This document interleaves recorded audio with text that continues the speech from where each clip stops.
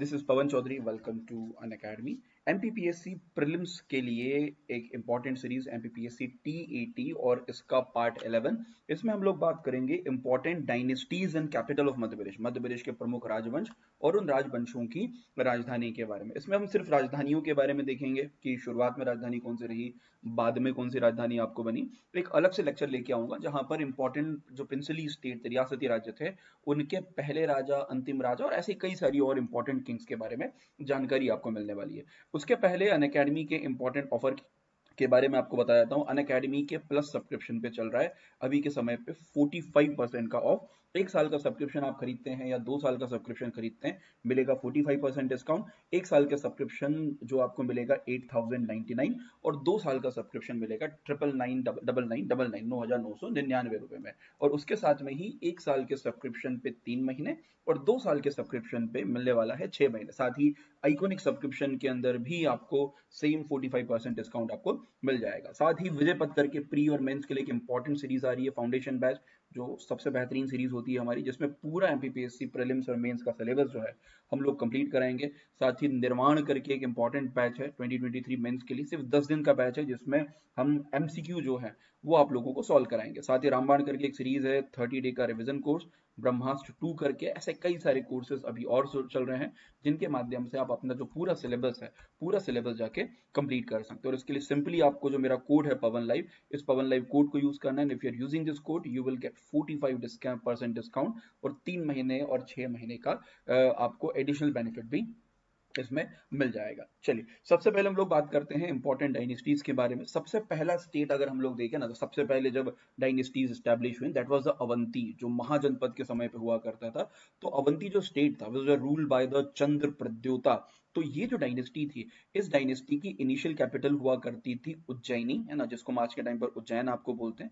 तो Ujjain was the capital. उसके बाद में इसी के अंदर आप देखेंगे कि जो माहिष्मती करके, जिसको हम आज के टाइम पर महेश्वर बोलते हैं, तो महेश्वर वाला जो रीजन है वो भी उसकी कैपिटल के रूप में आपको स्टैब्लिश हुआ। तो एक तरह से देखा जाए तो नॉर्थ अवंती और साउथ अवंती की दो इंपॉर्टेंट कैपिटल थी। नॉर्थ अवंती उज्जैनी और साउथ अवंती की जो कैपिटल थी वो माहिष्मती हुआ करती थी, वो आपका महेश्वर हुआ करता था। तो दो इंपॉर्टेंट कैपिटल यहाँ पर आपको याद रखना, ठीक है। फिर अगर फाइनल कैपिटल की बात करें तो माना जाता है कि महेश्मती जो है बाद में उस एरिया के अंदर आपको रूल आपको हुआ। अगला इंपॉर्टेंट स्टेट इट्स चेदी। चेदी मतलब अभी के समय का जबलपुर और आसपास का पूरा रीजन।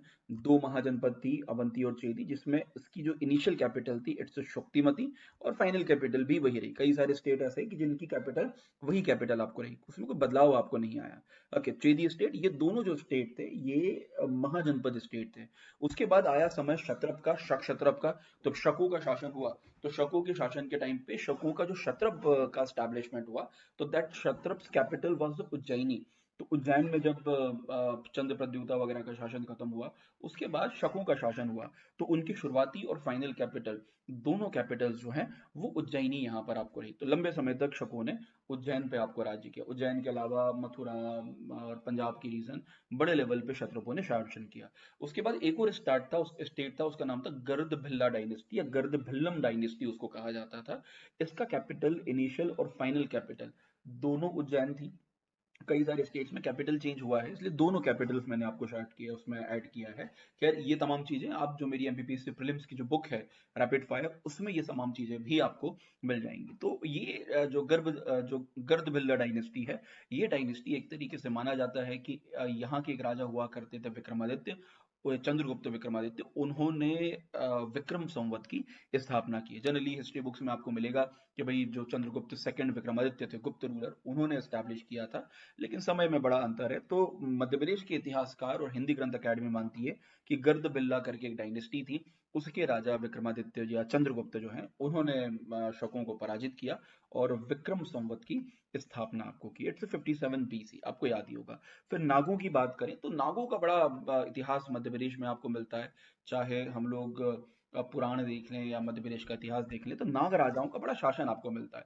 तो नाग राजाओं की जो शुरुआती कैपिटल थी वो विदिशा हुआ करती थी और बाद में उन्होंने अपना कैपिटल जो है पद्मावती या अभी के समय का जो ग्वालियर के आसपास का रीजन है, वहां पर उन्होंने अपना कैपिटल आपको ट्रांसफर किया। तो नाग राजाओं का कलचुरीज के साथ में या चालुक्यास के साथ में, इनके साथ में काफी रिलेशंस आपको रहे, उनके साथ में और भी मतलब कई सारे बैटल्स वगैरह भी उन लोगों ने आपको लड़े।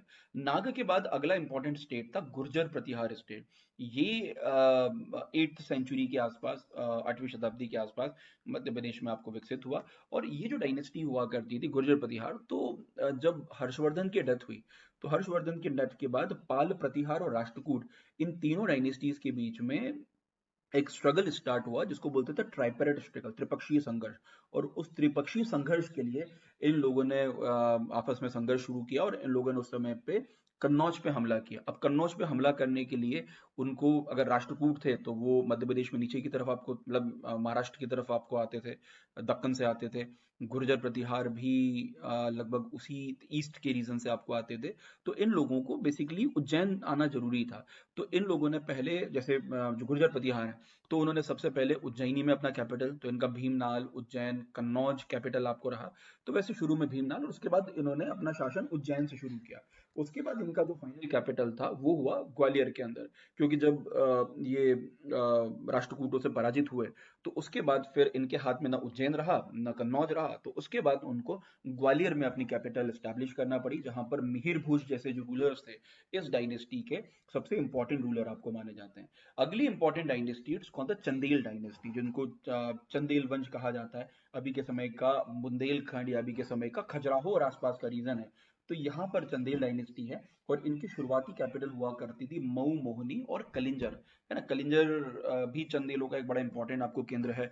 मिडिवल हिस्ट्री में आते आते कलिंजर बड़ा इंपॉर्टेंट हो जाता। तो मऊ मोहनी करके एक जगह है जो एमपी और यूपी की बॉर्डर में ही, खजुराहो के पास में, तो वो उनका इनिशियल कैपिटल था। और बाद में फिर उन्होंने खजुराहो या खजूरवाहक जो है, वहां पर अपनी कैपिटल आपको एस्टैब्लिश की।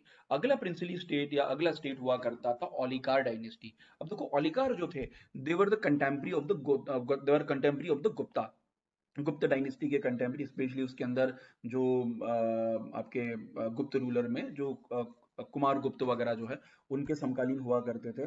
और इनका जो इनिशियल कैपिटल था मंदसौर, और फाइनल कैपिटल भी इनका मंदसौर रहा। बंधु वर्मन जैसे बड़े बड़े रूलर्स थे, और जिन्होंने मध्य प्रदेश के अंदर औलिकार जो हैं, इन्होंने एक तरीके से गुप्तों के बारे में और बाकी कई सारी इंफॉर्मेशन जो है अपने मंदसौर इंस्क्रिप्शन के माध्यम से प्रोवाइड यहाँ पर आपको की है। तो औलिकार डायनेस्टी जो है, कैपिटल वाज मंदसौर। अगले स्टेट की बात करें तो अगला स्टेट था परमार स्टेट, या बोल सकते हैं कि परमार डायनेस्टी है।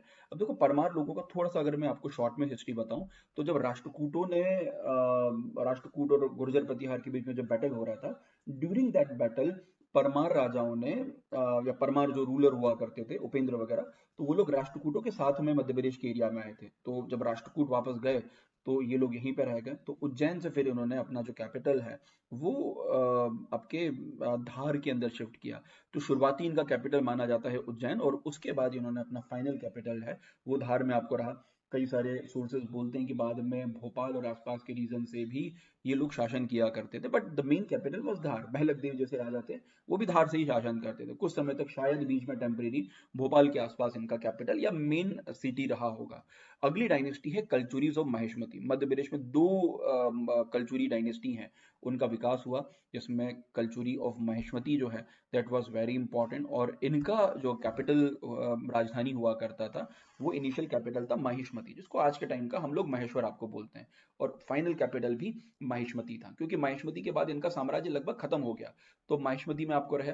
और उसके बाद माहिष्मती के बाद जो कलचुरीज ऑफ त्रिपुरी आए, तो इन लोगों ने अपना कैपिटल माहेश्वरी से, या माहेश्वरी जो था, माहेश्वती से अपना कैपिटल जो है वो इन्होंने त्रिपुरी में शिफ्ट किया। त्रिपुरी मतलब अभी के समय का the area near by, you can say area near by आपका जबलपुर जो है, उसके आसपास का जो पूरा एरिया था, उसको त्रिपुरी कहा जाता था। तो एक तरह से देखा जाए तो ये पूरी डायनेस्टी है, ये माहिष्मती कैपिटल हुआ करता था, और माहिष्मती से कैपिटल जो है वो त्रिपुरी की तरफ आपको आया। तो पूरा का पूरा जो कैपिटल है, वो पूरा कैपिटल आपको शिफ्ट यहाँ पर आपको हुआ। तो त्रिपुरी इज द कैपिटल। तो फाइनल और इनिशियल दोनों कैपिटल जो है वो आपकी त्रिपुरी यहाँ पर आपको रही, है ना। तो याद रखना कि डायनेस्टीज के बीच में, कि वो एक वंश खत्म हुआ, एक वंश के बाद दूसरा जो वंश था, उस दूसरे वंश के अंदर कैपिटल ट्रांसफर या सत्ता हस्तांतरण एक तरीके से हुआ।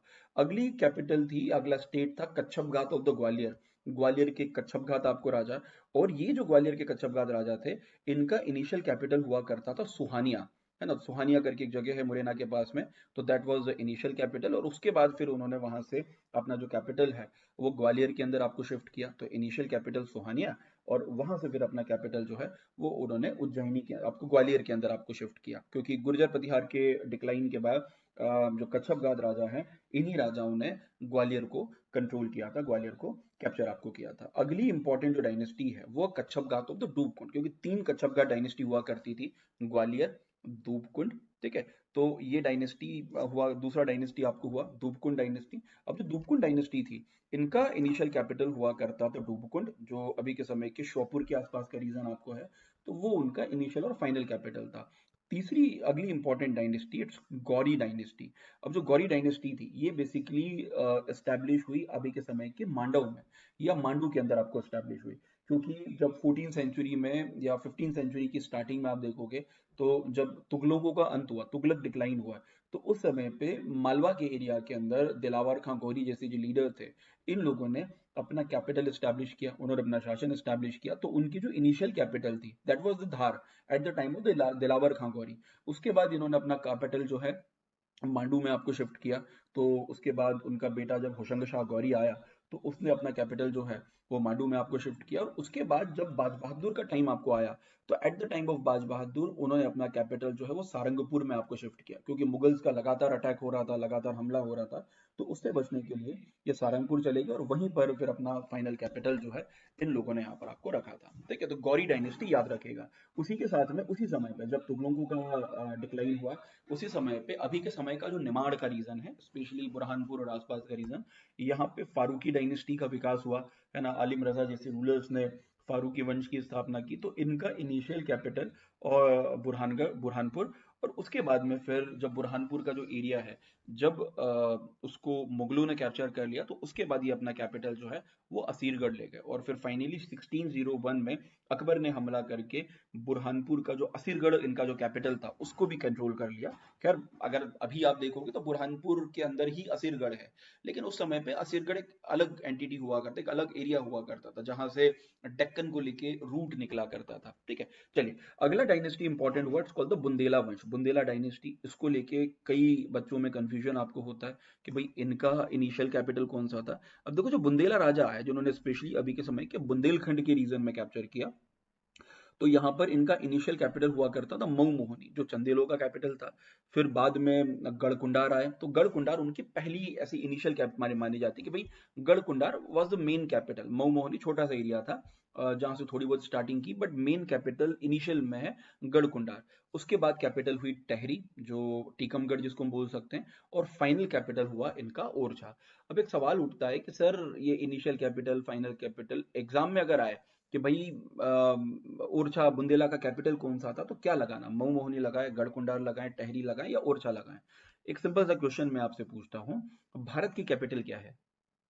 तो एक समय पे भारत की कैपिटल कलकत्ता हुआ करती थी, बाद में दिल्ली शिफ्ट हुई। तो जनरली हम लोग जो फाइनल कैपिटल है उसी को आंसर, जनरली क्या, हमेशा फाइनल कैपिटल को ही आंसर लगाएंगे। लेकिन कभी क्वेश्चन आ गया कि भाई शुरुआती कैपिटल कौन सी थी, तो मैं सिर्फ फाइनल पढ़ाता तो मजा नहीं आता, थोड़ा सा इनिशियल कैपिटल के बारे में भी बता दिया, ताकि जैसे लास्ट ईयर भी क्वेश्चन आया था कि भाई शुरुआती कैपिटल कौन सी थी, तो इनका गढ़कुंडा, टहरी, और उसके बाद ओरछा बुंदेलों का फाइनल कैपिटल था। और उसके बाद में क्या, बुंदेला स्टेट बहुत ज्यादा डिक्लाइन हो गया। बुंदेला उस समय पे हम लोग एक बड़ी एंटिटी मानते, एक बड़ा राज्य मानते थे, लेकिन बाद में धीरे धीरे क्या हुआ, बुंदेला राज्य जो है वो डिवाइड हो गया, विभाजित आपको हो गया, और कई सारे छोटे छोटे प्रिंसली स्टेट्स में ये विभाजित आपको हो गया। अगला प्रिंसली स्टेट था वो था, या अगला स्टेट था बार चंदेरी, है ना। तो चंदेरी जिसको हम बोलते हैं अभी के समय के मध्य प्रदेश के अशोकनगर डिस्ट्रिक्ट में, तो Chanderi was the initial capital, वहीं से राज्य की शुरुआत हुई। राजा रामचंद्र देव जो है, उनको आपको जहांगीर ने ट्रांसफर किया कि तुम वहां का राज्य संभालो, तो वो चंदेरी का शासन संभाला। लेकिन बाद में चंदेरी के जो राजा हुए मानसिंह करके, तो उनके टाइम पर उनको चंदेरी से सिंधिया ने डिफीट कर दिया, और उसके बाद केलगुआ नाम की एक जगह है, वो उनका कैपिटल हुआ। और उसके बाद में फिर फाइनल कैपिटल हुआ बानपुर, क्योंकि जब वो अंग्रेजों के साथ में थे, अंग्रेजों के साथ में उन्होंने कई सारे बैटल भी, युद्ध वगैरह भी आपको लड़े, तो उनका बोलना था यार तुम मेरा, मुझे क्यों तोड़ा, वाली बात उनकी थी कि भाई मैं तो तुम्हारे साथ में था, सिंधियाओं से हमला करवा के तुमने मेरा राज्य छीन लिया। तो वो अंग्रेजों के पास, अंग्रेजों की कोर्ट में गए और अंग्रेजों ने फाइनली उनको केलगुआ मानपुर बानपुर वाला जो रीजन है ये शासन करने के लिए दिया। और बानपुर चंदेरी का उस समय कैपिटल हुआ। अभी के समय पे बानपुर उत्तर प्रदेश में लोकेटेड है। अगला जो स्टेट है इट्स अ मालवा सूबा, है ना, जो मुगल ने कैप्चर किया 1561 में, जब मुगलों ने आपके जो बाज बहादुर हैं उनको पराजित किया। तो उसके बाद जो पूरा मालवा सूबा था, तो मालवा सूबा की कैपिटल जो है मांडू हुआ करती, दे रूल फ्रॉम द मांडू। चाहे हम लोग क्योंकि हुमायूं पहला राजा था जिसने, मतलब इसके पहले बाबर हमला कर चुका था, लेकिन प्रॉपर तरीके से हुमायूं ने मध्य प्रदेश पे आपको हमला किया। उसके बाद अकबर, जहांगीर, शाहजहां, तो इनिशियल कैपिटल हुआ करता था मांडू।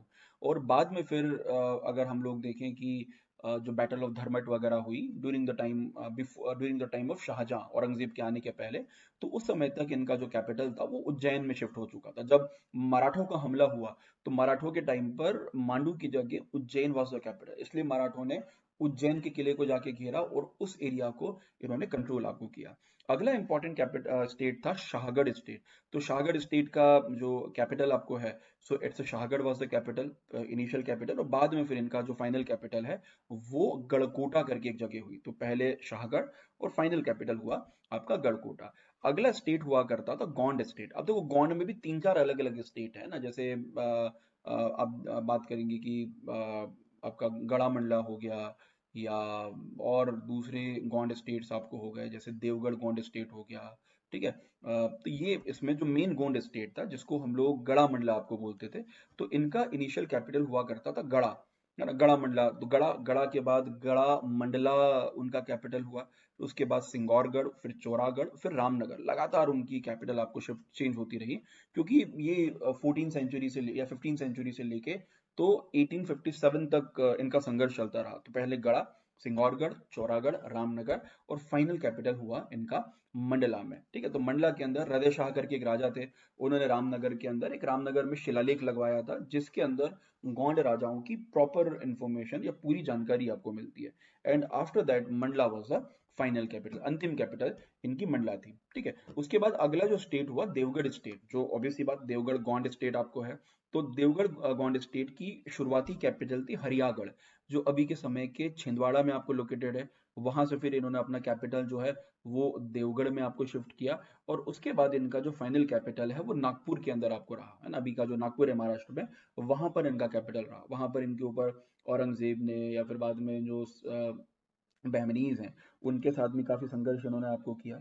अगला जो गोंड स्टेट था वो था मकड़ी स्टेट। तो मकड़ी स्टेट अभी के समय का जो हरदा है वहां पर आपको लोकेटेड है। ठीक है, तो इनका इनिशियल कैपिटल हुआ करता था कालीबीर, और उसके बाद फाइनल कैपिटल वाज द मकड़ी। तो इनिशियल कालीबीर और फाइनल कैपिटल जो है वो मकड़ी हुआ करता था। After that the state is called the Kherla, जो अभी के समय के बैतूल में सिचुएटेड है, और हाथियों की ब्रीडिंग के लिए, हाथियों की एलिफेंट ब्रीडिंग के लिए जाना जाता है। तो जिसका इनिशियल कैपिटल हुआ करता था खेरला, और फाइनल कैपिटल भी इनका खेरला हुआ। तो खेरला से इन्होंने लंबे समय तक शासन किया। ओके, अगला स्टेट था बघेल स्टेट। बघेल स्टेट मतलब बघेलखंड जिसको हम बोलते हैं। तो बघेल राजा basically they were the Solanki's, और गुजरात से ये लोग आपको आए थे। तो शुरू में उन्होंने भट्टा गोहरा करके एक जगह थी, वहां से अपना शासन शुरू किया। और वहां से उन्होंने अभी के समय का जो उमरिया है वहां पर बांधवगढ़ का जो रीजन है, उस बांधवगढ़ के रीजन में अपनी राजधानी, अपनी कैपिटल जो है वो एस्टैब्लिश आपको की। लेकिन बांधवगढ़ की कैपिटल पे जब अकबर की नजर पड़ी तो अकबर ने बांधवगढ़ इनसे छीन लिया। फिर जहांगीर आए तो जहांगीर ने भी इनको बांधवगढ़ वापस नहीं दिया।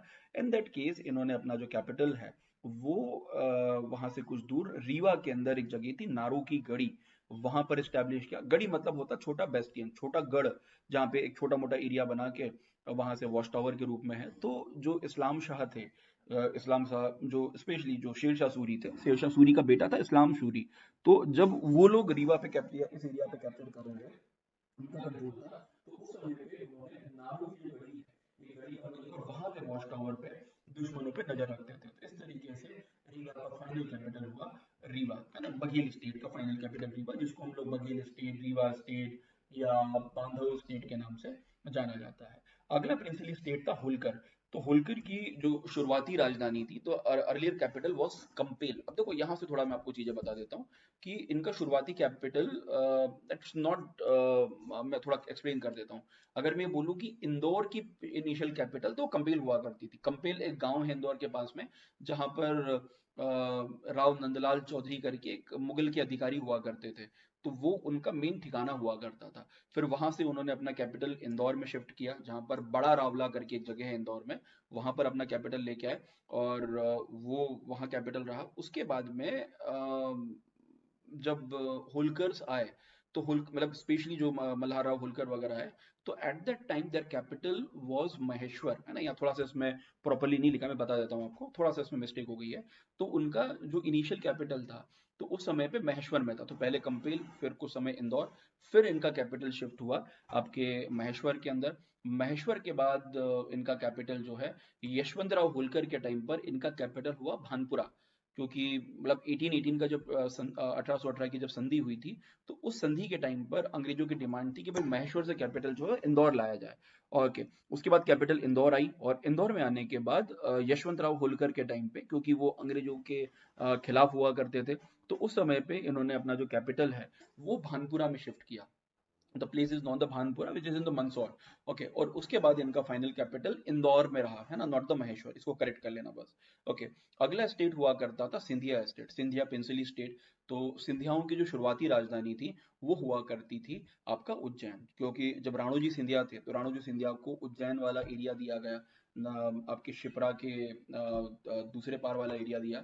तो उनका शुरुआती कैपिटल उज्जैन हुआ करता था, लेकिन होलकर्स के लगातार हमले के कारण या उनके लगातार प्रॉब्लम के कारण उन्होंने कैपिटल आपको शिफ्ट किया, और दौलत राव सिंधिया नाम के राजा ने अपना कैपिटल शिफ्ट करके ग्वालियर किया। या मैं बहुत स्पेसिफिक अगर बोलूं, तो जो लश्कर करके एक जगह थी ग्वालियर में, तो लश्कर में उनका कैपिटल था। ग्वालियर बहुत बाद में डेवलप हुआ, तो लश्कर वॉज द कैपिटल, मतलब अभी के समय का ग्वालियर ही आप लोग समझे। ओके, अगला स्टेट हुआ करता था धार। तो धार तो मॉडर्न हिस्ट्री के अंदर पंवार ऑफ धार हुए, धार के पंवार हुए। उनका इनिशियल और फाइनल कैपिटल जो है वो धार ही हुआ करता था। ठीक है, उसके बाद अगला स्टेट हुआ देवास स्टेट। तो देवास स्टेट भी आपको पता होगा कि दो राजाओं में डिवाइडेड था, देवास सीनियर और देवास जूनियर। तो देवास के राजाओं की कैपिटल, इनिशियल और फाइनल कैपिटल देवास ही हुआ करती थी। खैर पूरा स्टेट दो ऑलमोस्ट बराबर भागों में आपको डिवाइडेड था। ठीक है, तो उसको चलते ये कैपिटल देवास हुआ करती थी। उसके बाद स्टेट हुआ राजगढ़ स्टेट। तो राजगढ़ स्टेट अभी के समय का राजगढ़ डिस्ट्रिक्ट के आसपास का रीजन। तो इस राजगढ़ डिस्ट्रिक्ट की जो कैपिटल है, तो शुरुआत में आप देखोगे दुपारिया करके एक जगह थी। सो दुपारिया वाज द इनिशियल कैपिटल। उसके बाद डूंगरपुर, रतनपुर, राजगढ़, और उसके बाद पाटन करके एक जगह हुई, और फाइनली जो है Patan was the main capital. तो पहले दुपारिया कैपिटल हुआ, डूंगरपुर, रतनपुर, राजगढ़, पाटन, एंड देन पाटन जो है उनका फाइनल कैपिटल आपको हुआ। उसके बाद अगला स्टेट था नरसिंहगढ़ स्टेट, जहां पर स्पेशली आप कुंवर चैन सिंह को जानते होंगे, जो नरसिंहगढ़ स्टेट के हुआ करते थे। तो उनका इनिशियल कैपिटल नरसिंहगढ़ और फाइनल कैपिटल भी नरसिंहगढ़ हुआ करता था। फिर एक स्टेट हुआ खिलचीपुर। तो खिलचीपुर जो स्टेट था, इस खिलचीपुर स्टेट का इनिशियल कैपिटल हुआ करता था गागरोन, और फाइनल कैपिटल भी गागरोन है। गागरोन अभी के समय राजस्थान स्टेट के अंदर लोकेटेड है। उसके बाद एक स्टेट हुआ करता था Basoda. So Basoda was a princely state during the British period. तो इसका शुरुआती कैपिटल हुआ करता था हैदरगढ़, और फाइनल कैपिटल भी हैदरगढ़। ये मंदसौर निमज के बीच में लोकेटेड आपको बसोदा स्टेट आपको मिल जाएगा। फिर एक स्टेट हुआ करता था राघोगढ़, जो अभी के समय के गुना और शिवपुरी के बीच में, या गुना के नजदीक एक शहर है राघोगढ़, जिसका इनिशियल और फाइनल कैपिटल राघोगढ़ है। जो 1857 के टाइम पर राजा अजीत सिंह हुआ करते थे यहाँ पे। तो उन्होंने 1857 के जो क्रांतिकारी सैनिक थे, उनकी मदद की थी against the Scindia and British also. उसके कारण सिंधिया और राघोगढ़ के बीच में बड़ी तनातनी है। तो राघोगढ़ स्टेट को अभी रिप्रेजेंट करते हैं दिग्विजय सिंह, और होलकर जो सिंधिया स्टेट है उसको रिप्रेजेंट करते हैं एक तरीके से आपके ज्योतिरादित्य सिंधिया। तो इनके बीच में टसल अभी भी आपको चलता है, ठीक है, पुरानी सदियों पुरानी दुश्मनी है। फिर एक स्टेट हुआ करता था अलीराजपुर करके। तो अलीराजपुर जो स्टेट था, तो यहाँ पे एक्चुअली दो शहर हुआ करते थे, एक अली और राजपुर। दोनों को मिला के अलीराजपुर बनाया गया। तो अली और राजपुर दो शहर थे, बाद में मिलके अलीराजपुर आपको हुआ। ओके, उसके बाद एक स्टेट था बड़वानी स्टेट, है ना। बड़वानी स्टेट बड़ा इंपॉर्टेंट स्टेट हुआ करता था, एंट्री पॉइंट था एक तरीके से मालवा मराठा वाले एरिया से। तो सिद्धनगर करके एक जगह थी, वो उनका इनिशियल कैपिटल, और the final capital was the Barwani. चलिए, अगला स्टेट था सैलाना स्टेट, जो अभी के समय के रतलाम में लोकेटेड है। तो राउती वाज द इनिशियल कैपिटल, और बाद में सैलाना जो है वो उनका फाइनल कैपिटल। तो राउती और फिर सैलाना हुआ। फिर सेंट्रल प्रोविंस इन बरार था, सीपीएन बरार। तो बड़ा इंपॉर्टेंट स्टेट हुआ करता था ब्रिटिशर्स के टाइम पर। 1861 में सेंट्रल प्रोविंस इन बरार की स्थापना आपको हुई, और इसका जो इनिशियल कैपिटल था दैट वाज द नागपुर, और फाइनल कैपिटल भी नागपुर था। थोड़ा सा मैं अगर आपको बताऊं, तो ये इनिशियली अगर देखा जाए ना, तो सेंट्रल प्रोविंस इन बरार में जब सीपीएन बरार एक्चुअली नहीं बना था, जब इसको सागर एंड नर्मदा टेरिटरी कहा जाता था, उस समय पे जबलपुर इसका हेडक्वार्टर था। फिर बाद में जब अंग्रेजों ने इसको स्टेट बनाया, तो नागपुर को इसकी राजधानी आपको स्थापित किया। उसके बाद अगला स्टेट था मध्य भारत स्टेट। तो मध्य भारत स्टेट की ये आज़ादी के बाद बना, 1948 में ये स्टेट आपको बना। तो इसका जो इनिशियल कैपिटल, दो कैपिटल हुआ करती थी, ग्वालियर जो विंटर में, और समर के अंदर इंदौर कैपिटल हुआ करता था। फिर बाद में वो मध्य प्रदेश के अंदर आपको मर्ज हो जाता है, ठीक है। उसके बाद विंध्य प्रदेश, तो विंध्य प्रदेश की जो राजधानी है, सो रीवा उनकी इनिशियल और फाइनल कैपिटल थी, जो आज़ादी के बाद बने दोनों स्टेट, ठीक है। उसके बाद में अगेन भोपाल स्टेट। तो भोपाल स्टेट की कैपिटल एज यूजुअल जो है वो भोपाल ही हुआ करती थी, है ना। तो जब स्टार्टिंग में जब भोपाल स्टेट शुरू हुआ, तो यहाँ के राजाओं ने इस्लाम नगर करके एक जगह है, जिसको हम लोग आज के टाइम पे जगदीशपुर बोलते हैं, तो वहां से इन्होंने अपना शासन या अपना रूल है, उस रूल की आपको स्टार्टिंग आपको की इस्लाम नगर से।